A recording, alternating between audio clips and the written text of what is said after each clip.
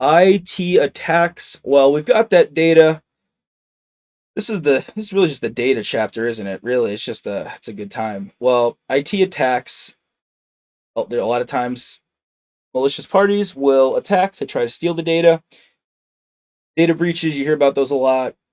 Let's start with some IT attack related terms. Well, we've got malware.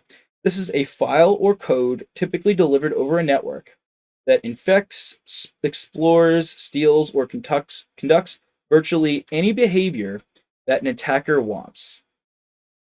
So it's really a broad term for just a file, right? So if someone sends you malware, you click on it, boom, they're in. It just runs its programs and takes over your computer.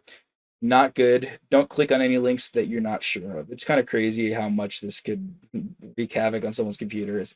Be careful out there, everyone. The denial of service, also known as a DDoS attack. This is a malicious targeted attack that floods a network with false requests in order to disrupt business operations. Think about it like if you just, oh man, I was just gonna use a fun example. You somehow throw 1,000 snowballs into someone's house at one time, and that'll disrupt their daily routine. So in this case, it's like you send them, let's say, a million emails in like a second, and it crashes their network. So in a DDoS attack, users are unable to perform routine and necessary tasks such as accessing email, websites, online accounts, or other resources that are operated by a compromised computer or network. Why would they do this? I mean, it could be there's a lot of reasons why this could happen. I mean, is it in retribution for something? You're trying to take down a competitor. Is there, are you just completely malicious? Like maybe you don't want any money. You're just miserable and you want to ruin a company's day. There's a lot of reasons this could happen. And also, I'm saying DDoS. You could call it a distributed denial of service attack. That's just why I'm calling it that. I'm not crazy. I know there is one D there. And that is just, yeah, you want to avoid this as a company or as an individual or anything. While most DDoS attacks do not result in lost data and are typically resolved without paying a ransom, they cost the organization time. Oh yes, they do. Money and other resources in order to restore critical business operations. Trojan horse. Well, if anyone knows the story, you know that the Trojan horse was given by the enemies, right? Oh, it's a peace offering. It's a giant horse, and okay, we'll take it. But here's the big gate that the enemies couldn't get through. So this big old horse, and oh boy, that's a horse. Isn't that the most beautiful horse you've ever seen? All right, that's a horse. There's its eye. And that horse, it was a big wooden horse. Oh, okay, it's a gift. Let's let it in, and it was full of enemies. It was hollowed out. All the enemies who couldn't get through the gate, they broke through, and once it was through the gate, they all jumped out and started attacking, and they won. So that's the story of the Trojan horse. Not to get into the history of it, I'm sure plenty of you, as much as you'd love to hear it, I'm gonna leave it at that. So similar to that story, Trojan horse virus malware embedded within a legitimate program. So I could send you a totally legitimate Excel file, but I put a little malware in there, shake it up. You can't tell. It infects the system while appearing to behave as expected. Could be so many examples here, right? Could just be a normal file, whatever you work with. Could be an audit file, could be a client, bank statement, whatever it is. But there's a little malware embedded in there, and it totally messes with you.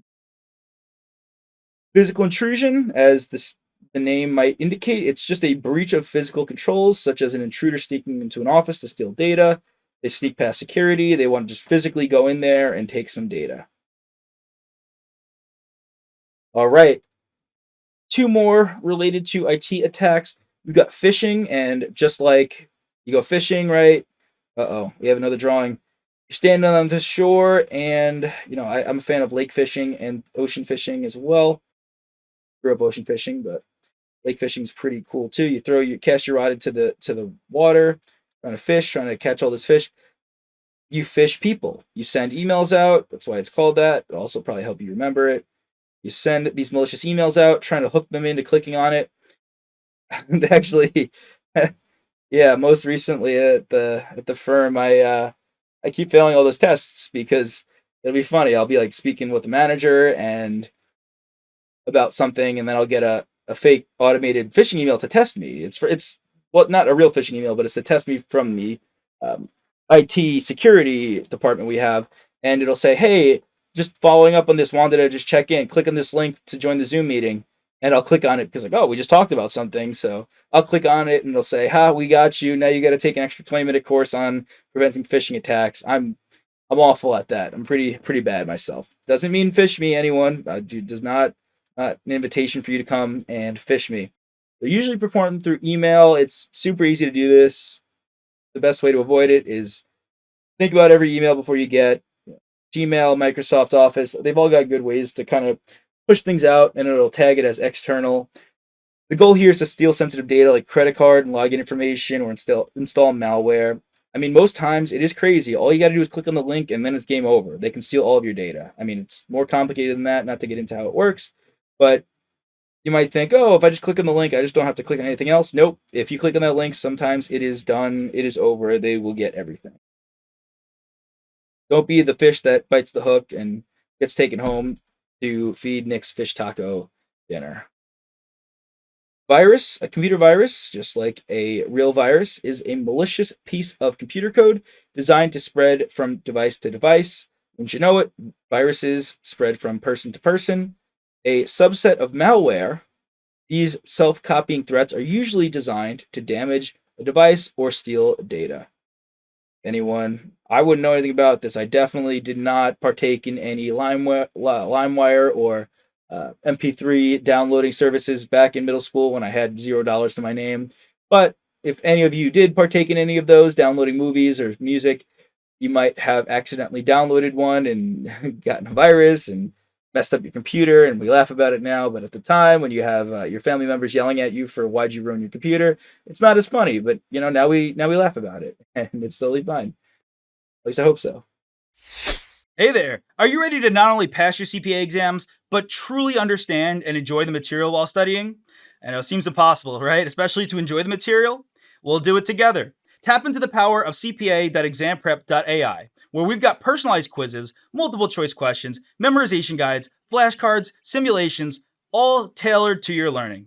Our adaptive study planning puts you on the fastest path to success and lifts you back up if you fall behind. Avoid wasting your precious time and money attempting an exam with a low chance of passing, because who wants that? We want to get you through this process as quick as possible. Our exam readiness prediction lets you walk in with confidence, knowing that you're prepared for success on exam day. Thankfully, there's no payment method needed to get started, so why don't you come join us? Visit cpa.examprep.ai and let's achieve your exam success together.